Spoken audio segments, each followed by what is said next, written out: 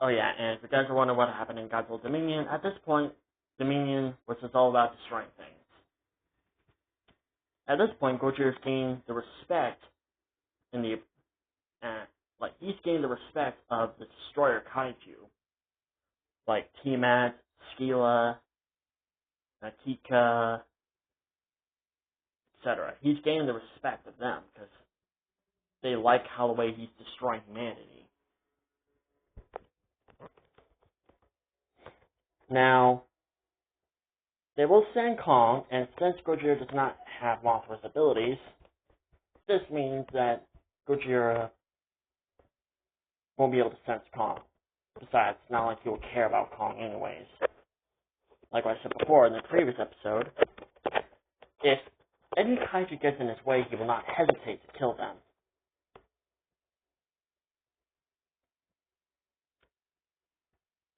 Now, what about Mothra? Mothra, on the other hand, she's the only kaiju that resists Godzilla's commands, or Gojira's commands.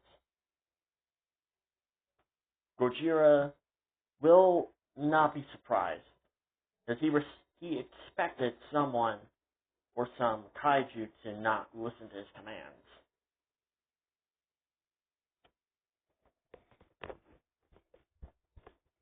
So, Mothra is the only kaiju that resists Gojira. Now, let's say during when Team Kong is trying to get to Kong to the Hollow Earth, they are successful, but they make a interesting discovery. They find the remains of the other Godzilla swords. This is where they realize that Gojira is not a natural kaiju. He is a dinosaur, basically. A living, breathing dinosaur. And he was mutated because of nuclear bombs.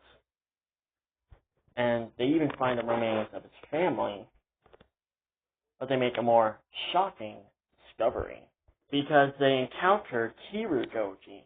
That's right, Kirugoji is in this as well. Now, if you're wondering, why is he in this? Because in the novelization of Godzilla against Mechagodzilla is hinted that Gojira and Kirugoji are actually related, with Gojira being the father of Kirugoji.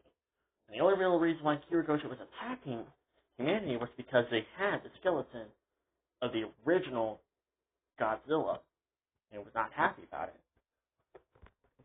Now, let's say during these past many years, Kirugoji has been trying to find his father, but he was unable to.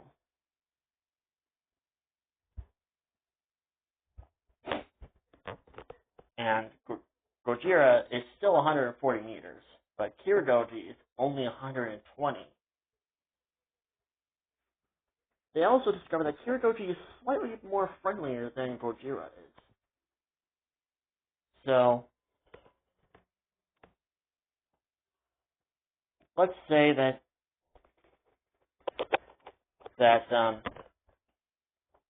Mothra communicates with Kirugoji. She says that she needs his help to stop Gojira. At first, Kirugoji does not want to stop Gojira. He doesn't want to kill Gojira because, well, he's the only family he has left. Mothra understands that Kirugoji is the son of Gojira. But at this point, they need help. And let's say reluctantly, Kirugoji accepts, and Kong, Kirugoji, and King Kong travel through the Hollow Earth. And they find the ancient throne room of the Great Apes, and they make their way to the surface.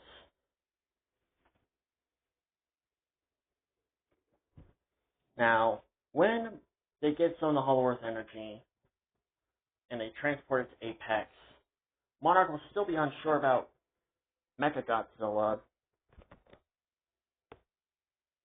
but At this point, they have no other choice.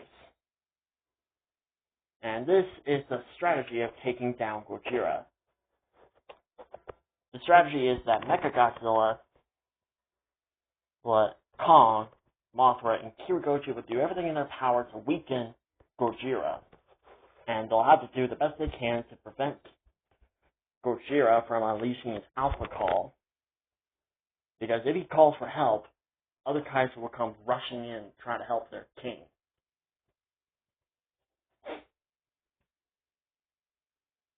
Let's say at first, Mechagodzilla doesn't go immediately crazy. Let's say at first, the plan starts to go well at first, with Kong, Kirigoji, Mothra, and Mechagodzilla attacking Gojira. Gojira will be shocked to see that his son is still alive. But Kirigoji, after seeing all the destruction, death, and carnage that he has created in Hong Kong, Kirigoji is now no longer going to be accepting Gojira. At this point, now he sees his father is just as bad as the humans are, if not worse. In fact, he is worse because he's wiping out humanity. At this point, let's say there's only... The total human population on Earth is over 200 million. Yeah, Gojira has been working. And like I said before, at first the plan goes well with all four kaiju actually beating Gojira. They're actually giving him the run for his own money. And let's say that Kirigoji starts stealing some of Gojira's energy. Now this is where Mechagodzilla starts to go haywire. And this is where the Ghidorah's consciousness takes over Mechagodzilla, and he starts attacking all four kaiju. He attacks Kong, then attacks Mothra, and Kirigoji, and Gojira. This is where Monarch comes to the discovery that Ghidorah's consciousness is very active, and it's very much alive, and he's controlling Mechagodzilla now.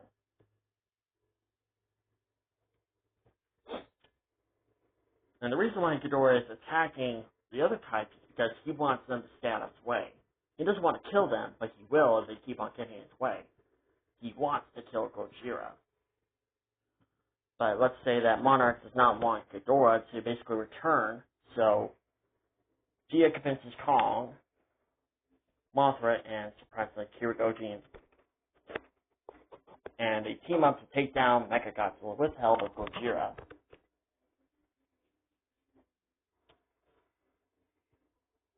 Now, what about the ending? Will they continue fighting? Let's say that Mothra,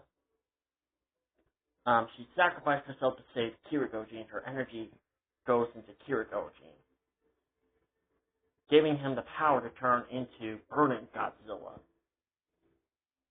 or just giving any supercharged-like state. And he completely overpowers his father. Not only that, but he steals more energy from Gojira. Basically, Gojira now has no energy left. Kirigoji roars at Gojira, forcing Gojira to submit. And Gojira submits. I would say reluctantly, but this is his son. And I think Gojira will have no reason to to hate his son.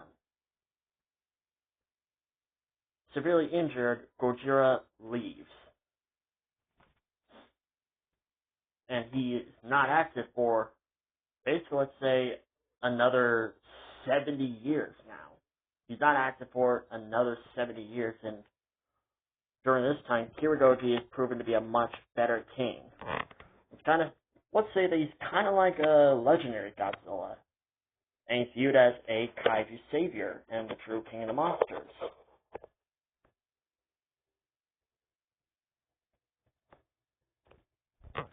He's putting destroyer kaijus in their place and helping peaceful kaiju. Now, what about the new empire? Well, let's say that Gojira healed enough where he can be a little active, and let's say he made a few attempts to attack a city or two, but Kirigoji stops him.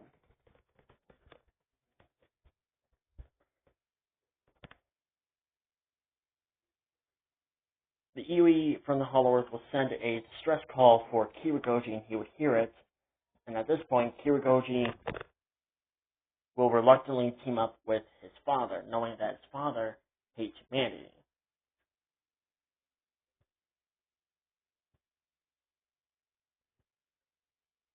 And let's say that they make their way to the Hollow Earth, they encounter Kong, and Kirigoji, being a good ally to Kong now, explains to Kong that they're detecting a threat from the Hollow Earth. And it's a lot more serious than they think. Now, at first Kong would not want to team up with Gojira, considering what he's done.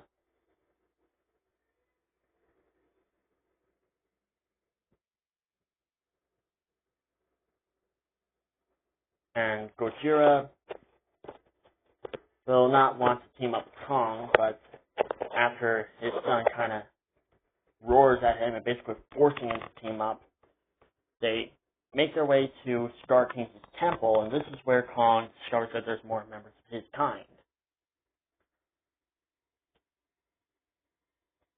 Scar King will not recognize Kirigoji and Gojira, but let's say he unleashes Shimo, and Kong, just like the original movie, would sense that Shimo is a slave to Scar King, and he kind of tells Kirigoji this. Gojira, on the other hand, is not wanting to listen and wanting to kill Shimo. Kirigoji will stop his father, and this is where Gojira kind of becomes a backstabber. Gojira will betray his son and Kong, and let's say Kong retreats for now because he still gets his frostbite, and Kirigoji will retreat as well. Understanding the threat that they are facing, Monarch lets Kirigoji absorb some nuclear power plants, and he fights Tiamat. But unlike legendary Godzilla, he doesn't kill her because he sees her daughter and lets her go, but with a warning to rather not cause any trouble, or just not fight him at all. And let's say that a more permanent warning is that if she attacks him or does anything, he will not hesitate to end her bloodline. Tiamat will flat out understand, because she wants to keep her daughter safe. Kirigoji will absorb her energy, and this is where he becomes like evolved Kirigoji. And this is where he will become even more powerful. And Kirigoji will go back to the Hollow Earth with some help of other kaiju, and they would make their way to the Hollow Earth, and this time the final battle will begin.